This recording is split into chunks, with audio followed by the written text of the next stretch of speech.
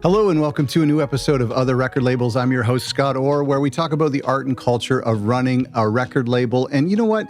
We talk about all these little things. Sometimes we talk about big philosophical topics about running a record label because I think those are important to cover. And other times we talk about just some more practical things, some things on the tech side or on the marketing and promotion side. We're going to be talking today about email marketing. And this is going to be a short episode because I just want to kind of pitch to you why it's important. And we're going to do so much more on the topic of email marketing over the next couple of months. And I really want to dive into it. I've heard from so many people, not just in our industry, but in other industries, and I've been reading a lot about it still, excuse me, that email marketing is incredibly powerful and it's incredibly important and it's so easily overlooked. And so that's really what we're going to focus on in the future. But just today, I'm going to pitch to you why you should consider email marketing for your record label, why it's important to set it up for your artists and why it's important to set it up for you as a label. So I'm just going to pitch why you should do it. The how is something we talk about in our marketing course. You can check that out at otherrecordlabels.com. But more of the how we're going to dive into later. If you don't believe me, you can talk to some big labels, but I know that email marketing is really important. So we're going to dive into that. Email marketing for me, and as I was going over this topic, I was on a walk the other day and I was just thinking about it. And I find it so interesting because most people aren't interested in it. That's why I wanted to talk about this today, is because it's so fascinating to me that such an old technology, and it's old, like, I'm pretty sure it's in my lifetime, certainly popular in my lifetime, but it's not trendy. It's not as exciting as whatever the new social media platform is. It's just this like basic thing. It's like the replacement of the telephone. But it's to me, that's what makes it so interesting, is that it's so powerful. And I find it so interesting because it's still overlooked. For a lot of people, it's hugely undervalued. Like 25 years later, it's still undervalued. And I think that's crazy.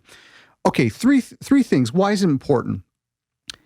Number one, it's an intimate connection with your audience. And this is something that you really don't think about, but we as email receivers know this to be true, that there is something different about getting an email versus an Instagram post, right? An Instagram post, you quickly scroll through hundreds of them within an hour with your thumb. On Facebook, you're desensitized to ignore it. On Twitter, you literally miss things all the time.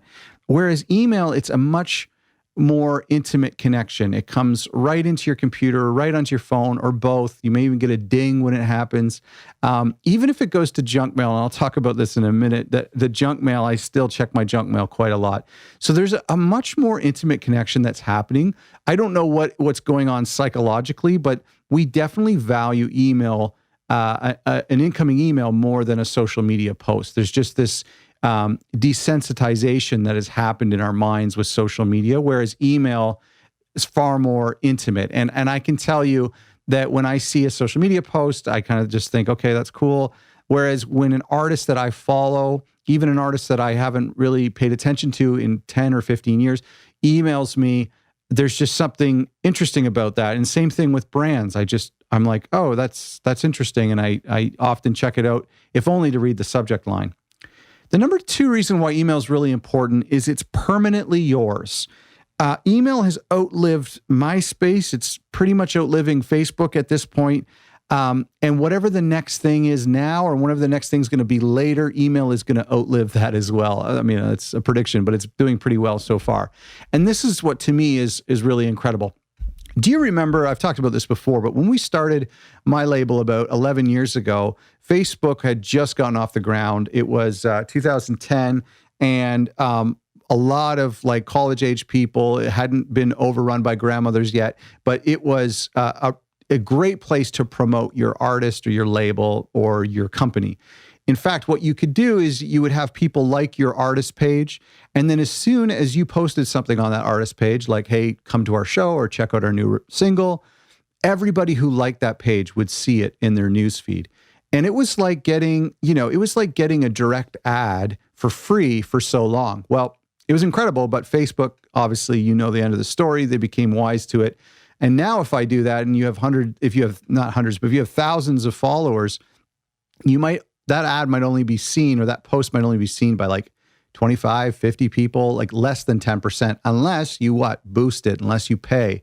And the same is becoming true on Instagram as the sequencing of the feed has changed, and so many of those platforms exist to make money. So they are changing how you get to interact with your audience. The other thing is that even if something is working well for you, as Facebook was for us back in the day, it's not always going to be true as platforms bring on new features or as they just become not popular anymore. I mean, how valuable is your friends list on MySpace? It's not very valuable, right? If you had followers on Pure Volume, or I can't go back any further. I'm not even sure any other platforms that come to mind now. But the thing with email is it's permanently yours. Of course, if you export it and save it as a spreadsheet, you can have an email list that you're slowly building over 10 to 20 years, and it's always yours. If you might flip around from email promoting platforms, but email is so important because no matter what changes, you own that list. And number 3 is it's algorithm free, and it's organic. That's what I really like about it. There are so many positives to it. So when you send an email, sometimes it goes to spam. In fact, I don't know if you're like me, I have a Hotmail address that I use just for spam. And it's where I give to any companies who ask for an email, or if I sign up for something, I always use this particular email. Lots of people do this. The funny thing is I check it just as frequently as I check my other emails. So I don't really know why I have the 2 emails, because literally I check it and the junk mail folder of it like 3 or 4 times a day. And the stuff that comes in there are brands that I've bought things from, brands that I've signed up for, organizations that I support, and artists that and labels that I've ordered from in the past, artists that I've gone to their shows, or I've bought a record, or I've had some sort of interaction with them.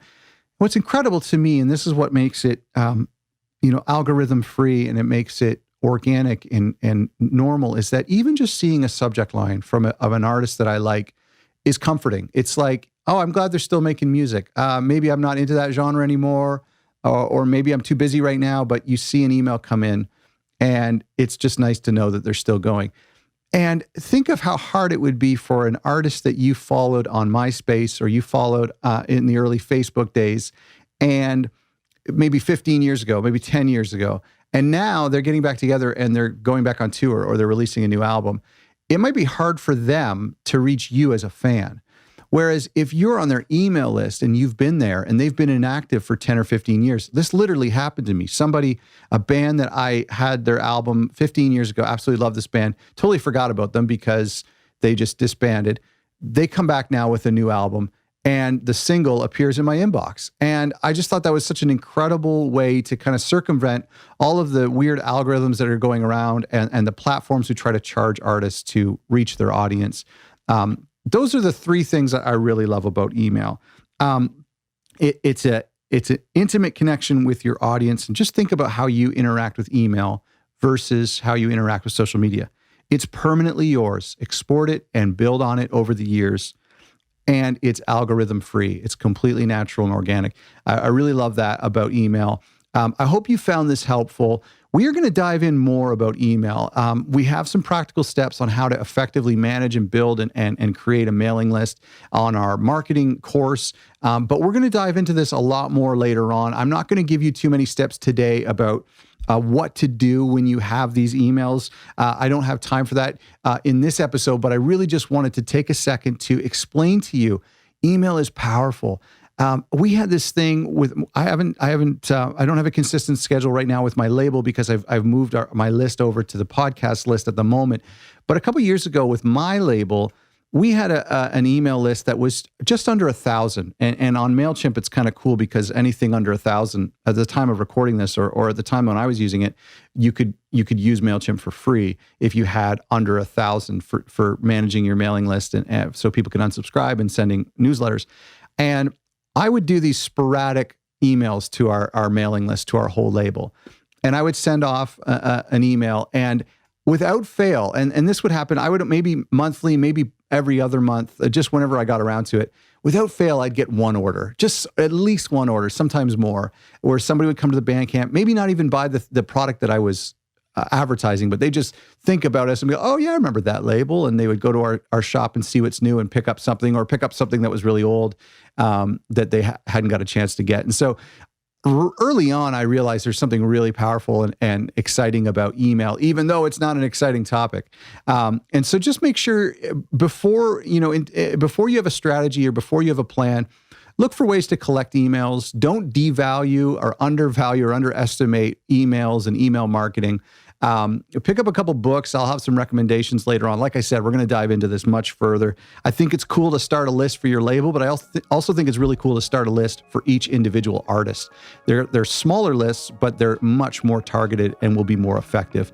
We'll go into that a lot more later on. Go to otherrecordlabels.com to get all of our resources for independent record labels, including some stuff on email marketing and tons of stuff on marketing. Thank you so much for listening.